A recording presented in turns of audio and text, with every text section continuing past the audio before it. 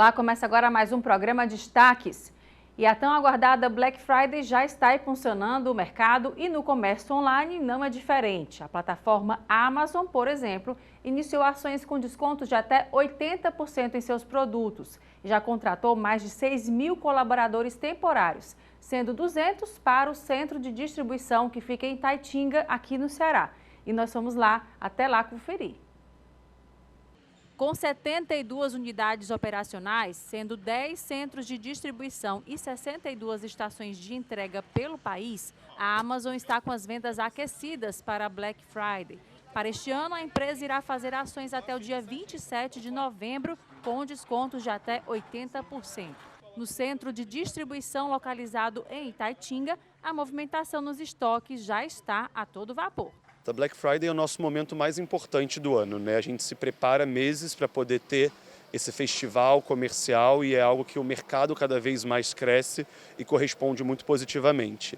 Aqui o Ceará, a gente inaugurou a operação em 2021 e ano após ano a gente tem crescido. Então nossa expectativa é que esse ano seja maior do que o último ano, que seja realmente uma Black Friday histórica. Por isso a gente está trazendo pessoas adicionais, recursos adicionais para conseguir garantir os nossos prazos de entrega, saúde e segurança de todo mundo que trabalha aqui e fazer uma Black Friday histórica, como eu falei. E para dar conta dessa alta demanda, a Amazon abriu 6 mil vagas temporárias em todo o Brasil, 200 aqui no estado do Ceará. Entre as vagas preenchidas está a da Tamara. A estudante de logística pretende se esforçar para ser efetivada ao final do período. Antes eu fazia faculdade de engenharia, aí eu me reencontrei na logística, fazendo a faculdade, e depois que eu entrei aqui foi quando eu tive certeza do que eu queria. O centro de distribuição abriga a diversidade de produtos que vão dos já conhecidos eletrônicos até fraldas, livros e produtos de higiene e limpeza. O portfólio da Amazon no Brasil é de 50 milhões de produtos e no pico da demanda chega a processar até 90 mil produtos por dia, número alcançado na Black Friday do ano passado, e a expectativa é vender ainda mais este ano.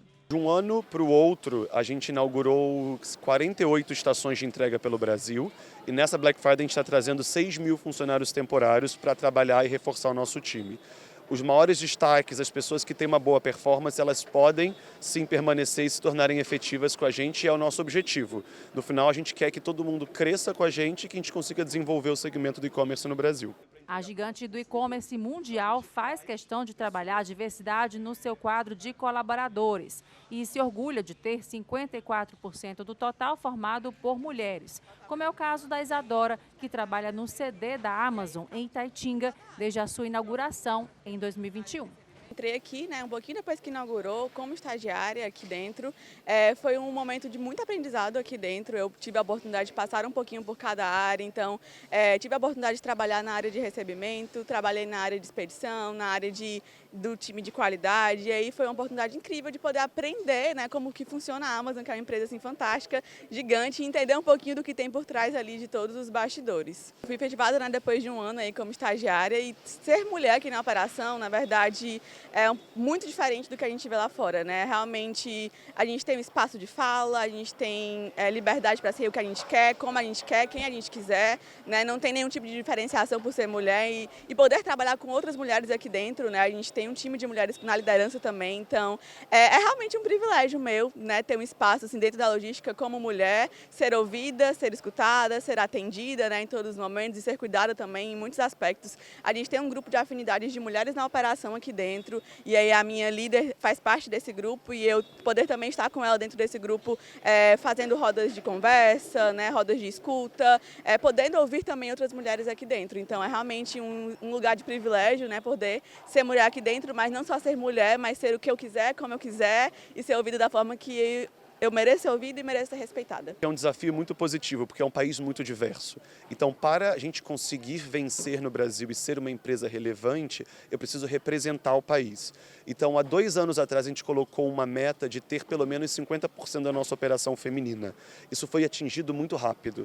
Hoje aqui, por exemplo, eu tenho 54% de pessoas trabalhando são mulheres, ou se identificam como mulheres. Vocês podem ver que a gente tem bandeiras falando de respeito, a gente tem pessoas se vestindo como elas querem. Então aqui tem que ser um ambiente confortável e seguro para todo mundo ser quem quiser e crescer. E a capital cearense recebe o Fortaleza Security Leaders, que será realizado no Vila Galé, na Praia do Futuro, no dia 23 desse mês, agora, a partir das 9 horas da manhã. O evento reúne os maiores especialistas em cibersegurança do Nordeste. E sobre a programação e muito mais, eu converso com Alberto Jorge, especialista em cibersegurança, está aqui comigo no estúdio. Obrigada pela sua presença. Olá, Elaine, tudo bem? Tudo bom, Alberto. Fala um pouco da programação e como é que vocês vão participar, né? Quais são as temáticas abordadas? Legal. Então, Security Leaders hoje é um dos maiores eventos de cibersegurança do Brasil, né?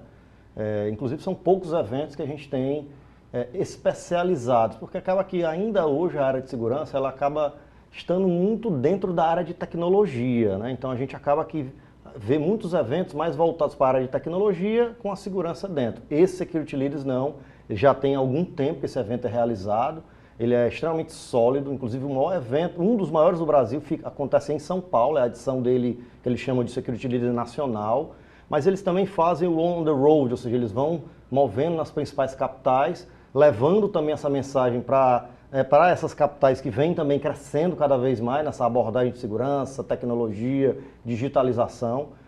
E esse evento que vai ocorrer aqui em Fortaleza, a gente vai trazer realmente os principais líderes de tecnologia e segurança aqui do mercado, não só cearense, mas aqui também da região Nordeste. Muita gente acaba vindo para esse evento, é um evento muito consolidado. E também a gente vai observar os principais players de mercado, a Trust é uma delas, está inserida como patrocinador desse evento. A gente também está junto com outra empresa chamada Proofpoint, que é parceira da gente. E a gente vai trazer nesse evento, o nosso foco é falar da parte de conscientização, né? Quando a gente fala de segurança da informação, ou cibersegurança, a gente fala muitas vezes de tecnologia, né? Então, controles de antivírus, implementar uma série de controles voltados para a tecnologia. E muitas vezes a gente acaba esquecendo das pessoas, que a gente acaba falando muito na segurança que acaba sendo o elo mais fraco, né? Por quê? Porque você vai lá, implementa-se uma série de controles de tecnologias, medidas, gasta-se dinheiro, ou melhor, investe essa grana, né, para você ter uma sua segurança minimamente razoável, mas você esquece de conscientizar as pessoas. E aí o que acontece muitas vezes? Essa pessoa ela pode receber lá uma ligação, né, com algum tipo de contexto, uma mensagem, e ela acaba clicando, ou ela acaba sendo levada para execução de alguma ação, que essa ação pode ser uma ação maliciosa, né? E todos os controles de segurança que você acabou investindo, eles podem ir por água abaixo. Basicamente, vou simplificar, num mero clique, né? Num mero clique que muitas vezes uma pessoa que está mal instruída, não está capacitada da melhor forma, ela pode estar fazendo com a reputação digital de uma empresa que ela é colaboradora, né, seja bem prejudicada ou mesmo causar prejuízos financeiros para aquela organização que ela é colaboradora. Pois é, nesse sentido, né, nessa conscientização das pessoas, tanto colaboradores como clientes também, né, como a sociedade como um todo. Como é que tem sido essa abordagem também, tanto de informação, né? Porque acredito que é uma coisa que, assim, quando a gente está caminhando para cá, os bandidos, né, quem quer fazer golpe já está mais à frente, né? A gente está conseguindo entender como é o processo, mas eles já estão em outro, né? Então, assim, como é que é tentar trabalhar isso de forma que garanta a segurança, uma vez que eles estão cada vez mais, digamos assim, inteligentes, né, para o lado mal da história? Sem dúvida. Eu gosto muito de falar que trabalhar com segurança, eu uso muito essa expressão que é o gato correndo atrás do rabo. Porque não tem muito para onde correr, realmente é exatamente o que você falou, né? A gente começa a entender técnicas diferentes, formas diferentes que os atacantes estão fazendo. E naturalmente a gente começa a partir daí a entender também de que forma a gente vai se proteger. É claro que hoje em dia, né, a gente também utiliza muito o advento de inteligência artificial, justamente para que ele possa aprender com o que já passou, né, com comportamentos anteriores, para que a gente possa ter algum tipo de predição. Aí é onde realmente é o estado da arte. É claro que isso não é fácil. Para você chegar nesse nível, você exige um nível de maturidade. Esse nível de maturidade ele é mais alto, né? Então você tem uma forma de você se anteceder a algum tipo de ataque, algum tipo de técnica, principalmente usando inteligência artificial, é algo que está muito em alta, mas como eu falei, exige uma maturidade bem alta, né? Alberto, e aproveitando a tua oportunidade que você está aqui, para agora Black Friday, né? Já começou Algumas lojas já estão desde o começo do mês, né, até o final, aproveitaram o mês inteiro, outros realmente vão aproveitar a semana, outros vão aproveitar os últimos dias. Para quem está olhando há algum tempo, algum produto para comprar nesse período agora, quais são as principais dicas que você dá? Legal. Eu também, inclusive, estou dando uma olhada na Black Friday, né? Estou precisando de algumas coisinhas, então naturalmente esses cuidados eu acabo tendo também, né? Então, esse é um momento, Black Friday, que, mais uma vez, o cybercriminoso ele aproveita o momento, o contexto, para criar, né, alguma coisa. Nesse caso, o que a gente acaba vendo muito são promoções, que a Black Friday já é isso, são promoções para a gente fazer compras mais baratas, né? Mas naturalmente ele vai acabar se passando por uma promoção para também ter algumas vítimas, né? E aí o que eles vão fazer para atrair essas pessoas? Normalmente são promoções bem abaixo, né, do que já seria um preço de desconto na Black Friday, né? Então é bom ficar atento a isso, ou seja, principalmente algo que chegar a você, uma promoção que chega até você, normalmente por um SMS, uma mensagem nesses aplicativos, né, de mensageria instantânea, né, ou mesmo uma ligação, um e-mail, não clique, desconfie, né, acesse diretamente o site. Então você recebeu um e-mail daquela instituição dizendo que tem lá aquela promoção, né, matadora, vamos chamar assim, acesse o site, acesse o aplicativo direto e vê se aquela promoção realmente está lá. Por quê? Porque o bandido, né, o atacante, ele vai, quando ele me mandar o e-mail, vai parecer exatamente aquela empresa, né? Perfeito, né? Perfeito, né? E aí ele vai clicar e muitas vezes vai ser direcionado para muitas vezes para um portal que vai ser exatamente a cara também daquele site de compras que você já está acostumado, inclusive. Só que aí eles têm um endereço diferente, às vezes o cadeado ele não bate.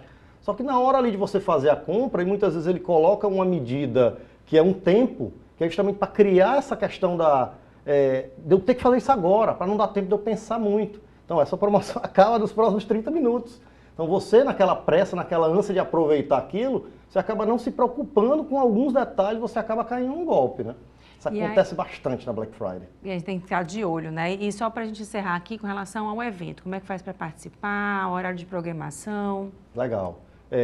Para participar, tem o site do Security Leaders, você consegue fazer a inscrição diretamente no site do Security Leaders. Então, para quem é de empresas aqui do estado do Ceará, não só do estado do Ceará, a inscrição é gratuita, você pode entrar pelo site do Security Leaders, se der uma busca no buscador lá, vai sair facinho, então você faz o registro. E a programação, ela é na quinta-feira, no dia 23, a partir das 9 horas da manhã. Então a gente vai ter lá, ao longo de todo o dia, uma série de palestras e também mesas redondas. O bacana é que nessas mesas a gente vai fazer discussões. Então vai ter lá, por exemplo, alguém de um fabricante ou alguém de uma empresa de segurança conversando junto com os CIOs de mercado, CIOs de grandes empresas ou gerentes da área de segurança de grandes empresas aqui da região, e ter uma discussão e um bate-papo extremamente rico, com troca de informação, troca de experiência. Então é isso que a gente vai esperar. E muito networking também, né?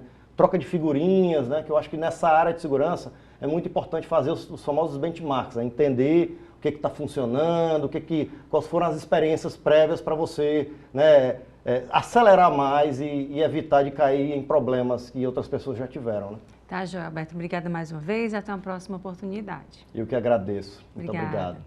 E a gente agora vai ao intervalo e volta em instantes com mais destaques.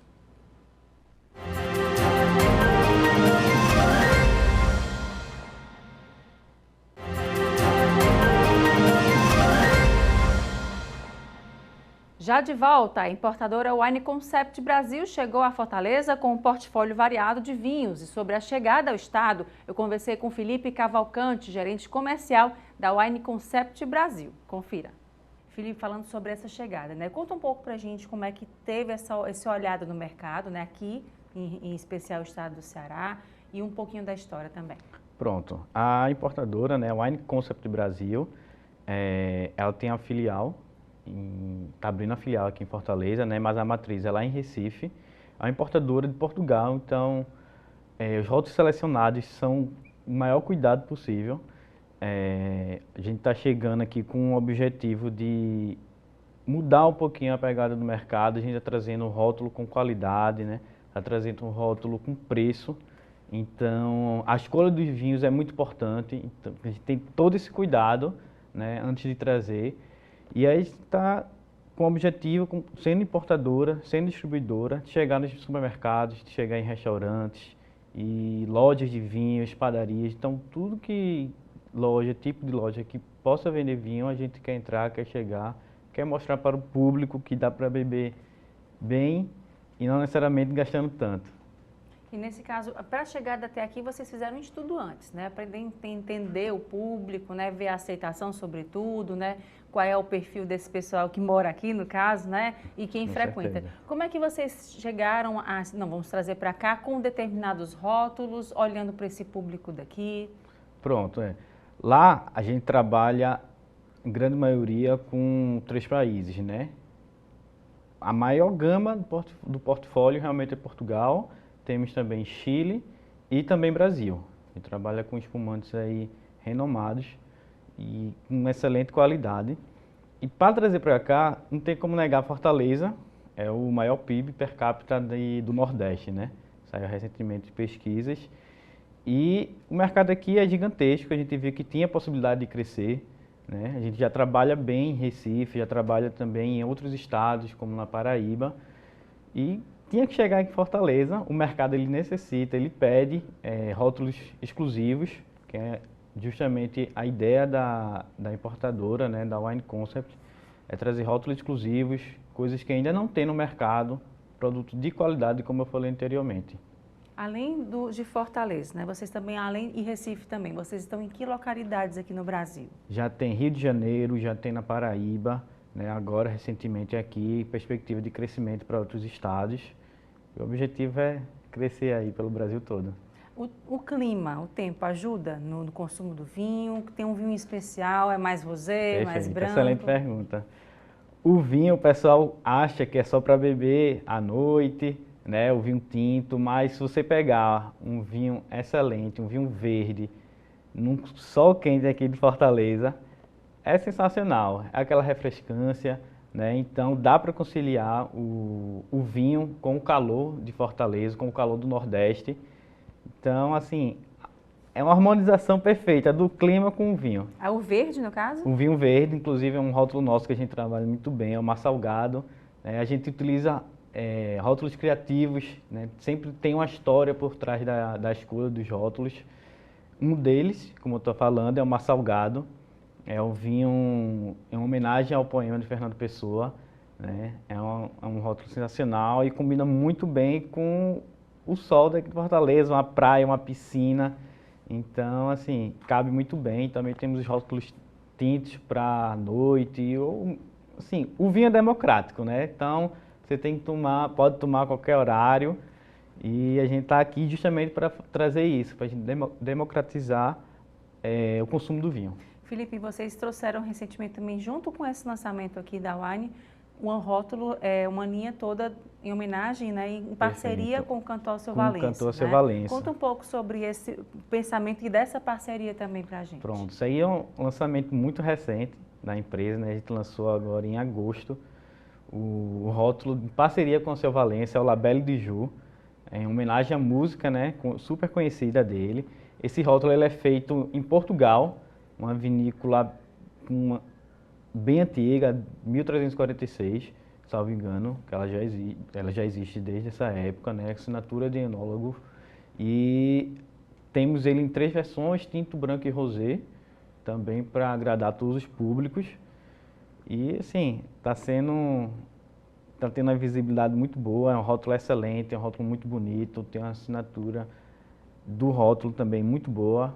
E aí a gente está chegando para apresentar para o público de Fortaleza, você está assistindo aí, vamos conhecer o Labelle de Ju, é um vinho excelente e muito gostoso. E aí nesse caso, falando um pouco sobre os locais, você falou Chile, Portugal, né? Também tem vinhos brasileiros, né? Isso. Espumantes também. Quais são os principais rótulos? E quais são os mais, digamos, o creme de la creme, os que vocês têm assim, que são aquele xodozinho? Pronto. Do Brasil, indiscutivelmente, é a linha da família Gás, né? A Cave Gás, é um espumante sensacional, premiado. Quem é do meio, quem conhece, quando você fala Cave Gás, você já sabe da qualidade, né? No Chile, a gente também tem a região que com a assinatura da Gás, que é do Mário Gás, na região de Cochaga, no Chile.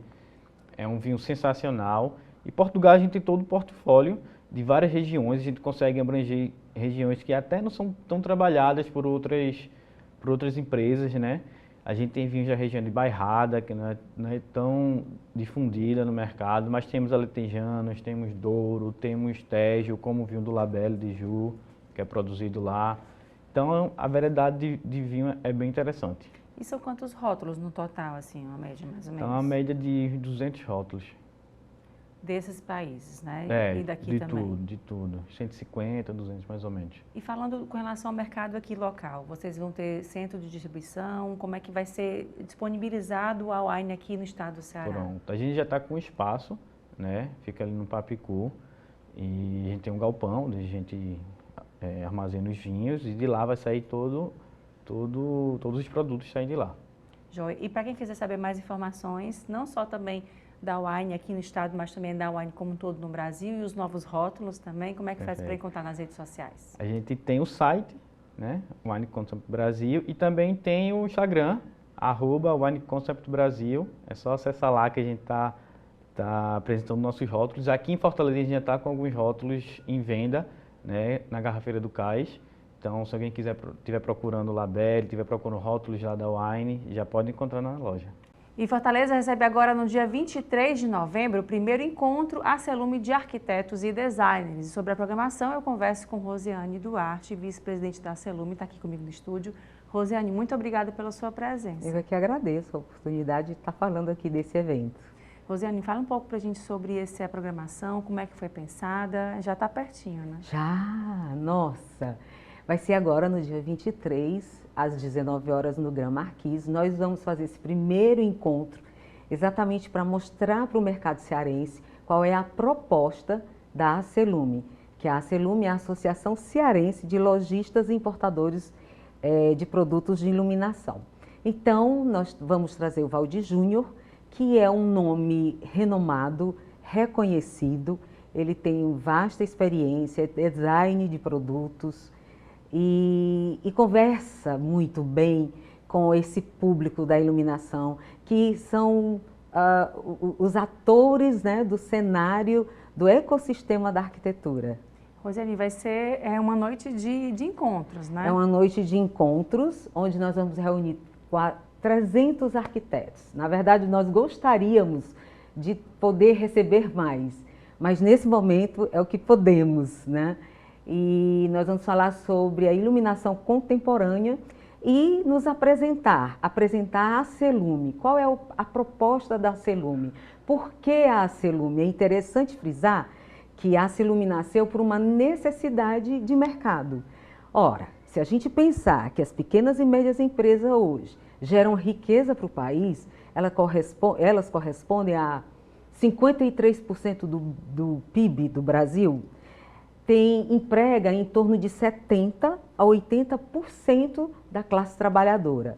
Então, a gente precisa olhar para essas pequenas e médias empresas de uma forma diferente, considerando que as grandes empresas, os grandes players, estão chegando no Ceará, focando só em preço, e essas empresas que têm uma atividade diferenciada, porque elas acabam dando assistência, fazendo um pós-venda diferenciado, visitando obra, tirando dúvidas, ensinando os novos arquitetos. Então, a gente precisa ter representatividade. E aí foi quando eu conversei com eles, e eles entenderam também a necessidade. E a nossa pretensão é levar a Acelume a nível nacional, para os pequenos e médios empresários do ramo de iluminação. Porque aí, o que nós queremos? Nós queremos competitividade. Como ter competitividade? Comprando junto. Nós queremos ter representatividade. Nós queremos ser ouvidos e ter o nosso espaço. O mercado existe para todos, né? Para quem trabalha só com um modelo de negócio focado no preço, mas um modelo de negócio como o nosso, que além do preço, além do produto, foca no serviço. É o diferencial, né? O diferencial. Aquele olhar específico, personalizado, somente para aquele momento, aquela obra, aquela necessidade, né? Faz toda a diferença, né? E assim, no futuro, que é o ano que vem, a Celume tem pretensão de trazer outros nomes da iluminação. Por que a iluminação agora está tendo esse foco? Porque nós temos um crescimento imobiliário muito grande no Ceará. Os nossos clientes com casas de alto padrão têm crescido nos empreendimentos como os Alphavilles, no Eusébio, tem tantos outros, o Azul. E aí a gente precisa pensar na iluminação de uma forma mais técnica. Nós precisamos de profissionais que tenham tecnicidade, que entendam de luz, porque iluminar não é só pôr essa lâmpada aí. A iluminação influencia na saúde, no humor, no rendimento de trabalho, ela influencia no bem-estar, na segurança, né? Então, a iluminação vai além do iluminar. Então, é isso que a gente quer trazer. E, principalmente, fazer um trabalho voltado para os eletricistas. Por exemplo, hoje nós temos uma tecnologia chamada lona tensionada. Nós contamos nos dedos os profissionais capacitados para montar uma lona tensionada. E é uma coisa linda e maravilhosa, aconchegante. Então, o LED trouxe essas oportunidades do novo na luz. E com esse novo, a tecnicidade. Por isso que os nossos profissionais, tanto os projetistas, arquitetos, light design, design de interiores, precisam ter esse conhecimento. E esse saber, ele pode ser compartilhado, né? Então, a gente aprende com os fornecedores, aprende fora e traz essa informação, esse conhecimento para que o nosso segmento cresça. A nossa capital ela é muito rica. Nós não podemos ser medíocres. A gente precisa ter uma atuação à altura até dos nossos clientes, que são com a tecnologia, são super bem informados, têm acesso a essa informação e esse conhecimento, né? Então, a gente precisa estar à altura e eu acho que a Celume vai contribuir para o crescimento do setor. No caso, Rosiane, com relação à associação, né? Quantas empresas fazem parte? Como é que ela está atualmente disposta aqui no estado do Ceará? Atualmente, nós temos 3 lojas, que é a minha loja, a do Luiz Iluminação, a Lamp Story, que é de uma arquiteta, Jamília Almeida, e a Spot Iluminação, do Abelardo Sampaio. Por enquanto, nós temos esses 3. Mas nós vamos, à medida que a gente está pegando essa experiência, vai crescendo, nós né? vamos vai crescer, ganhando corpo, que chama, ganhando né? corpo. Porque eu entendi que não precisa estar pronto para começar algo. Você precisa começar e no processo você vai ajustando. Não é fácil implantar associativismo. Se assim fosse, o Brasil era um país muito melhor, muito mais produtivo, porque o associativismo ele faz com que todos cresçam. Porém, existem os entraves. Quais são os entraves? A disponibilidade, porque você precisa de tempo e energia para isso. Você precisa de transparência. Os empresários precisam ter essa confiança de abrir, né? Não perder suas características individuais, mas ser transparentes, né? E deixar o ego individual. Não é que a sua empresa, a do Luiz no caso, vai perder a identidade e vai assumir a Celume, mas ela precisa comungar, estar no mesmo patamar com os demais para que você trabalhe para um objetivo comum e maior. Tem uma frase que fala assim, que o resultado do todo é maior do que a soma. Associativismo é isso. Então, a minha pretensão é que seja nacional, eu quero viajar esse Brasil afora, eu quero, como a minha empresa, que é pequena e média, as pequenas e médias empresas que geram a riqueza desse país, elas precisam estar bem posicionadas, sabe? E ter essa representatividade para se fazer ouvida.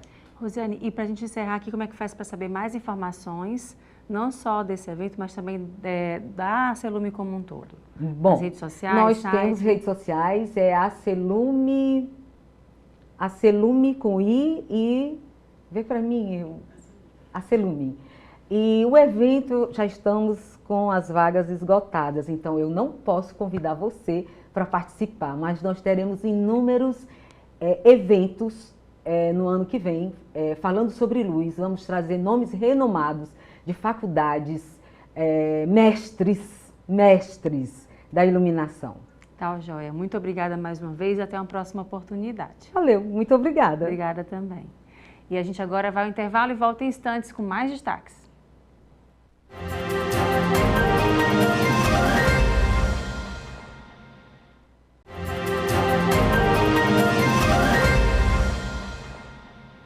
E a Comissão de Assuntos Econômicos deve analisar nesta terça-feira, dia 21, um projeto que regula as apostas de conta fixa em eventos esportivos, também conhecidas como bets. O projeto especifica a tributação sobre os ganhos com as apostas e sobre as eventuais premiações. A proposta ainda poderá ser votada no mesmo dia, em sessão deliberativa do plenário do Senado. As apostas esportivas de cota fixa, conhecidas como bets, atualmente não recolhem impostos e não têm qualquer controle sobre faixa etária. O projeto que regulamenta as apostas deve ser votado pela Comissão de Assuntos Econômicos e encaminhado em seguida ao plenário.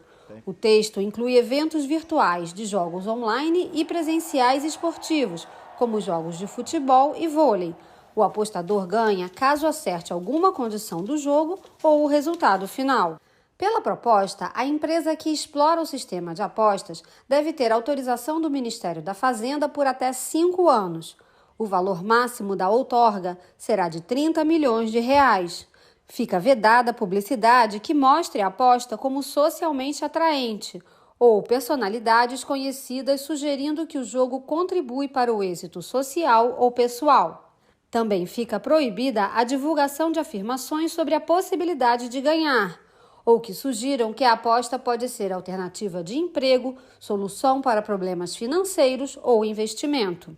O relatório do senador Romário, aprovado na Comissão de Esportes, prevê percentuais de arrecadação para a segurança pública, assistência social e Cruz Vermelha. Ficam impedidos de realizar apostas menores de idade, pessoas com influência significativa ou funcionários das empresas de apostas, agentes públicos com atribuições relacionadas à regulação e à fiscalização da atividade, pessoas que possam ter acesso aos sistemas de loteria da aposta, pessoas que possam ter influência no resultado do evento, como atletas. O projeto das apostas esportivas, cuja urgência constitucional foi retirada semana passada para viabilizar a sessão de terça-feira, véspera do feriado, nós vamos votar agora na terça, na CAI pela manhã, e deve ir ao plenário na parte da tarde, das apostas esportivas. E vamos de dica cultural. Vai ser lançado agora na terça-feira, dia 21, um livro intitulado Carlito Pamplona, pioneiro na industrialização do óleo de Oiticica. Sobre a obra e a história do empresário cearense, eu converso com a neta dele, a Olga Maria, está aqui comigo no estúdio. Olga, obrigada pela sua presença. Obrigada a você, Elaine, pela oportunidade de estar divulgando toda essa história do meu avô, né? Que faz parte da cidade, vamos dizer assim. Eu fico feliz de ter essa oportunidade. O lançamento é amanhã, né? Nós estamos vindo assim de um tempo que transcorreu muito maior do que nós pensávamos, porque começou em fevereiro de 20, aí veio a pandemia e com isso acarretaram outras coisas que vieram juntos e por isso a gente só está chegando ao final agora. E desejando que seja assim um momento, uma possibilidade de trazer algumas coisas que aconteceram na cidade naquela época e que tem reflexos, né? E aconteceram muitos reflexos que valeu a pena estudar e descobrir alguns detalhes interessantes. Olga, muito além da sua história de vida, né, de fazer parte desse legado, né? Como é que foi pensada essa obra, né? A partir de 2020 vocês pensaram em fazer, como é que foi feito todo esse arranjado para essa obra que está aqui na frente da gente, né? Tem muitas imagens, tem um conteúdo histórico muito vasto, já dei uma olhada antes. Como é que foi pensado tudo isso para colocar, poxa, uma história de vida tão grande como a dele, né? De tanta coisa que ele fez, já colocar tudo num livro, assim? Elaine, a gente pensou na ideia, né? Tivemos a ideia, depois fomos procurar um caminho para que pudesse ser concluído. Porque fazer um livro não é tão simples ou tão fácil quanto se imagina. Começar pelo custo, né? É uma coisa bem difícil. Como ele foi uma pessoa de, vamos dizer assim, importante no momento para a cidade como foi, nós nos valemos por um projeto da Lei Rouanet que foi aprovado. Então, daí foi, assim, o início do pensamento de desenvolver e ver por onde poderíamos chegar. Tivemos uma certa dificuldade, porque ele morreu muito cedo, né? Morreu com 47 anos, então o que deixou para a pesquisa foi muito pouco. Apesar de que ele teve 9 filhos, só tem um vivo, né? Hoje, já com 84 anos. Então, as imagens ou as lembranças do que era o menino que tinha 4 anos quando ele morreu, ficou naquela lembrança oral, informações orais, como a gente se chama, é o irmão que disse, o irmão. Então, nós tivemos familiarmente poucas informações. E também não tivemos tanta facilidade de informações através de jornais. Fomos à Biblioteca Pública do Rio de Janeiro, né, atrás de mais jornais, o Instituto do Ceará aqui, que graças a Deus tem um bom arquivo e a gente pôde encontrar algumas coisas por lá. E tivemos também, por sorte, o filho dele mais velho, o segundo, mais velho não, o segundo, né? Mais velho foi o meu pai, Zelito Pamplona. Ele fez uma pequena biografia para satisfação pessoal. Então, daí foi possível aumentar as ideias, porque tinha esse meu outro tio para a gente perguntar. Mas o mais importante foi descobrir tanta coisa interessante a respeito da própria cidade, né? Do como isso foi importante. Quando a gente imagina que naqueles anos 30, né, ele conseguiu fazer uma fábrica que tinha 1.100 operários. Se hoje uma fábrica com 1.100 operários é uma coisa socialmente interessante, você imagina nos anos 30, né? O bairro Carlito Pamplona em homenagem a ele. E antes era uma floresta, foi a primeira fábrica, ali foi como é que a gente diz, todas as fábricas estavam ali, Polo-industrial, a começar pelo da indústria têxtil, todas essas coisas do Filomeno Gomes, todas essas fábricas que aconteceram naquele período estavam lá.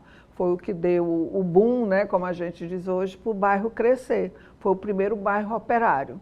E daí as coisas foram acontecendo, as casas se formando, e as pessoas indo para lá e tal.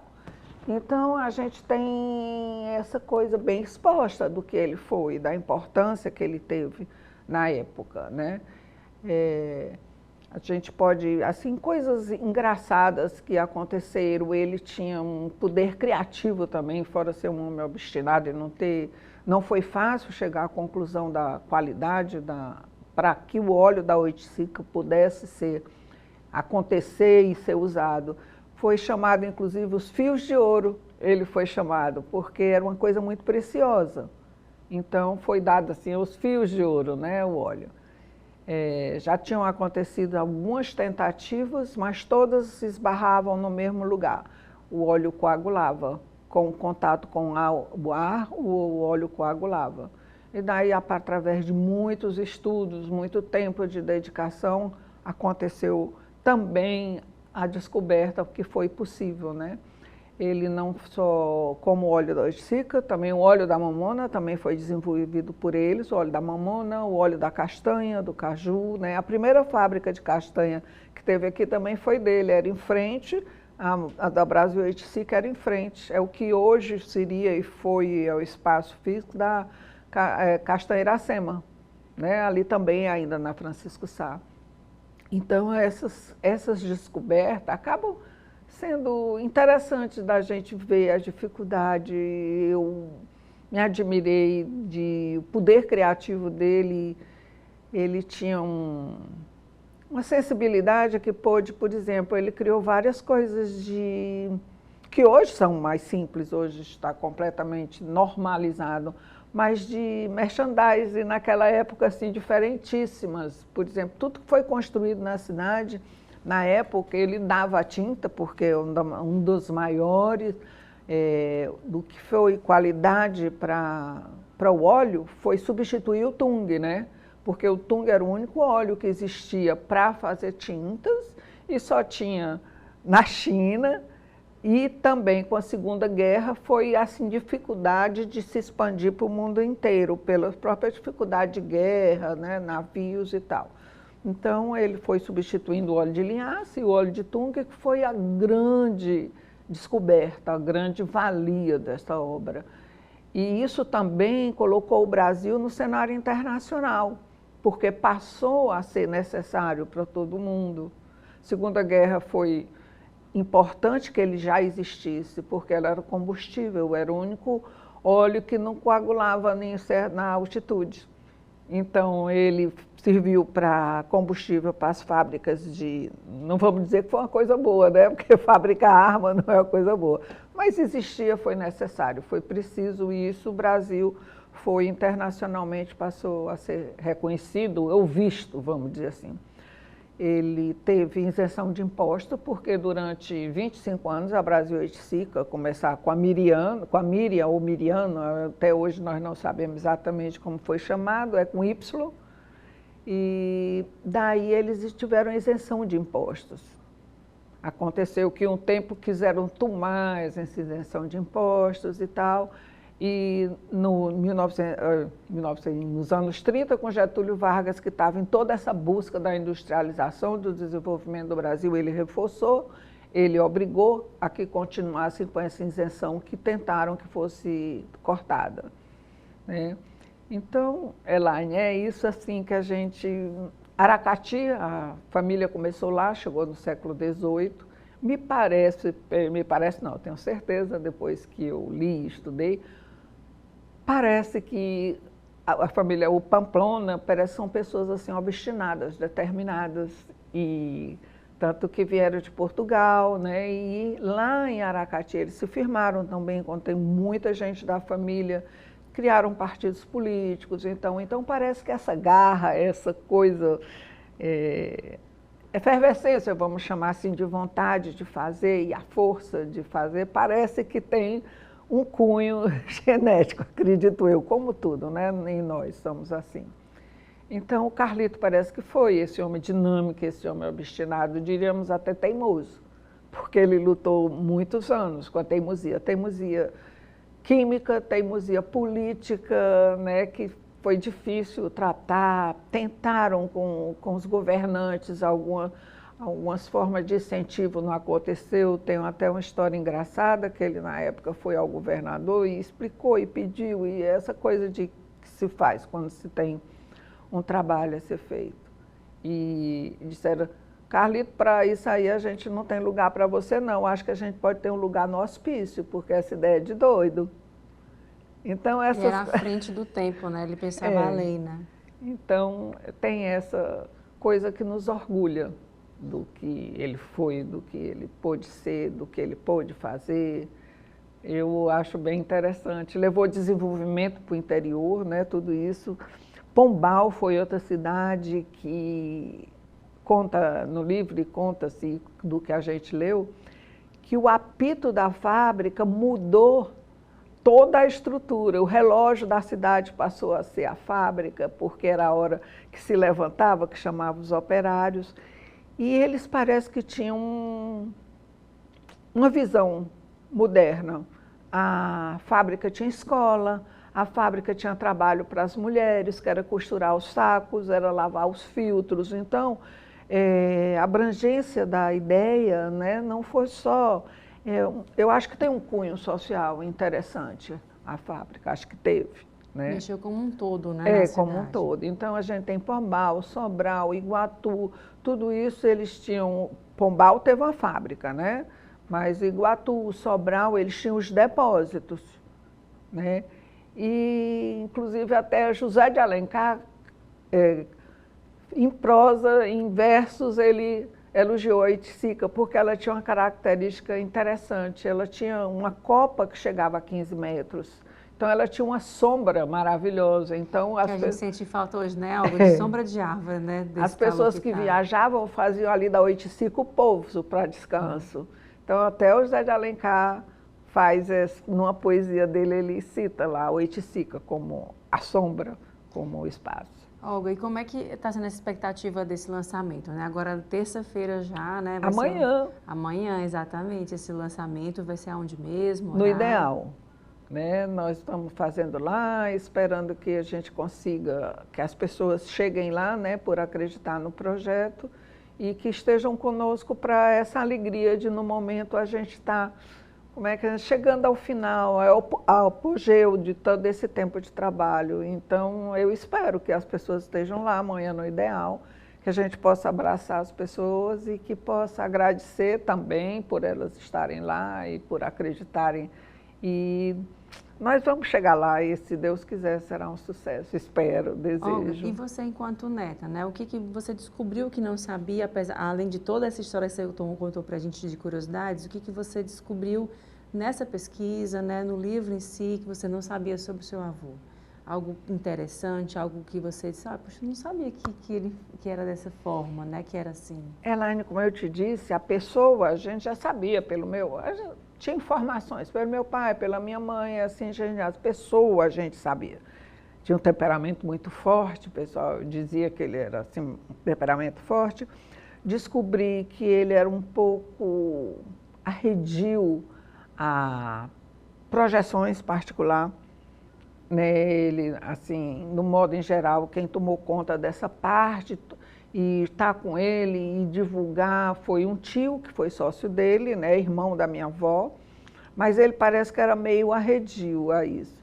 Mas o que mais me encantou, sinceramente, é o poder de ter feito isso, como eu te disse aqui anteriormente, o poder social, o poder político, o poder de ter participado do desenvolvimento da cidade.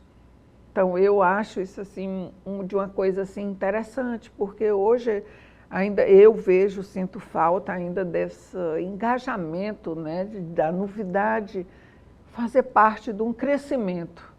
Então, naquele tempo, eu acho que era mais difícil. Hoje é bem, acredito eu, é mais fácil, tem todo um desenvolvimento, né, toda a coisa para criar e crescer. Mas naquele tempo a gente não tinha divulgação que a gente tem hoje, né? Então as coisas assim como uma formiguinha, um trabalhinho pequeno que acabou sendo grande para todo um desenvolvimento da cidade. Isso que mais me orgulhou, vamos chamar assim, né? Fora a determinação e ter criado uma coisa eu acho interessante, mas o orgulho de ter participado do desenvolvimento da cidade eu acho muito bom. E para quem não mora aqui, ele faz uso ao nome dele, né? O nome de um bairro aqui de Fortaleza, Carlito Pamplona, né? Como é que foi pensado isso? Como é que foi feita essa homenagem? Contou só um pouquinho para a gente. O bairro existia e quem fez o nome, deu o nome ao bairro, o bairro era Brasil Oiticica, foi o prefeito Acrisio Moreira da Rocha, ele que fez a primeira homenagem, criando o bairro. Nós temos um busto, né? Uma erma lá onde foi a fábrica Merian, onde funcionou, nós vendo agora, onde foi o Órbita, ali onde é o Dragão do Mar, aquele monumento que existe lá é dele. É dele. Foi dele. Olha que curioso. E existiu e num dia, não sabe por que exatamente, uns vândalos arrancaram, quebraram e tal. E o prefeito Evandro Aires de Moura refez e está lá ainda até hoje, apesar de bem danificado, bem maltratado, mas está lá. Não deixa de dizer, foi ele, foi aqui, está aqui, né? Não deixa de ser. Até dói um pouco a gente, né, ver que as pessoas não poupam, não preservam, não cuidam da sua história, né? Não é só um busto, é toda uma história por trás, né? Assim, a gente vê muito, acredito que nas pesquisas, né, você é atrás de um banco de dados, você vê histórias, fotos, enfim, é mais difícil, né? A gente sente um pouco, enfim, essa tristeza daqui da nossa cidade de não preservarmos essa história, né? Isso é um lamento, né? É um lamento. E a gente, quando viaja, a gente vê como todas as coisas, todo canto são muito preservadas, né? Então, eu lamento pela história do modo geral, não é por ele particularmente, por nós. Por nós, exatamente. Pelos meus netos, né? É nossa história, né? Pela história, de conservar, ou de enaltecer, ou saber o valor geral, ou do que isso engloba, né? Em toda a história. Então, isso eu lamento. É isso. Olga, só para a gente encerrar aqui nossa conversa, deixa o convite para amanhã já esse lançamento, e também para quem não puder ir, mas quiser adquirir esse livro, como é que faz? Por enquanto, Elaine, bem, vai ser amanhã no ideal, 7h da noite, né, aberto ao público, evidentemente, e espero que a gente consiga recebê-los, a quem lá estiver, com o que merece o espaço, o dia, a pessoa que chega lá já é uma deferência, e isso merece todo um cuidado e um detalhe de receber bem essas pessoas. E quanto ainda adquirir o livro, Elaine, nós não entramos ainda em contato com as livrarias para tratar disso, de pedir, ou de que vamos agregar e vamos vender lá. Não fizemos ainda. Então tem que ir lá no Nós temos que cuidar disso. Vai estar lá. Nós temos que agradecer todas as pessoas que acreditaram e que foram patrocinadoras, né?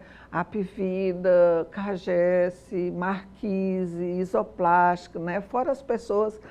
Particularmente aconteceu, Elaine, a gente precisar de verba, que é o normal em qualquer negócio que você faz, muitas pessoas compraram antecipadamente o livro. Daí tivemos também, angariamos mais alguma coisa fora os incentivos que nós tivemos. Então, especificamente a eles, o agradecimento é grande, que nos deu força, coragem e a possibilidade de fazer. Sim. Então, Elaine, assim, espero que a gente possa obter o sucesso que a gente deseja e trabalhou para isso, e que possa o livro despertar ou trazer isso que você está dizendo e eu estou dizendo, da falta de história da cidade. É isso, Olga. Muito obrigada mais uma vez. Eu agradeço a você, Sucesso sim, ao a TV evento. Otimista, essa oportunidade. Obrigada. Tá bom? Até a próxima oportunidade. Muito obrigada, Elaine. Um bom dia. Obrigada. E o Destaques fica por aqui. Obrigada pela sua companhia e até o próximo programa.